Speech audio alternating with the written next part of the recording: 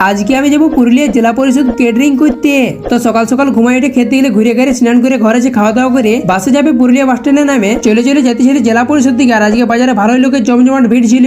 তো তারপর জেলা পরিষদের ভিতর যাই শুনলি খাবার চালাচালি এলে পরে শুরু হবে। তখন জেলা পরিষদের ভিতরের বড় গাছটা নিচে বসে বসে সময় পার করতেছিলি। আর আজকে জেলা পরিষদের ক্যান্টিনে না, জেলা পরিষদের কোনো একটা অফিসের ভিতরেই খাবার চালাচালি করতে হবে। তো তারপর কিছুক্ষণ পর ফোন করে বললো খাবার চালাচালির সময় হয়ে গেছে। তখন জেলা পরিষদের ভিতর দিকে যাচ্ছিলি। তো যেতে যেতে দেখলি জেলা পরিষদের একটা বিল্ডিং এ ভালোই বড় বড় কটা বড় গাছ বেরেছে।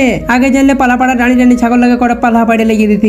আর আজকে যে 20 জনের খাবার চালাতে হবে, ওই 20 জনের খাবার একটা দাদাই টোটো চাপাই নিয়ে আইলো। তারপর চলে গেলে যে অফিসের ভিতর খাবার চালাতে হবে সেইখানে। তারপর অফিসের ভিতর যাই যে 20 জন খাবার খাবে তাদের জন্য সবাইকে থালে থালে খাবার সাজান দিলি। তারপর সবাই খাবার খাতেছিল আর আমি ওই ফাঁকে বাইরে দিকে যাই একটা ফিশ কাটলেট মারিয়ে দিলি।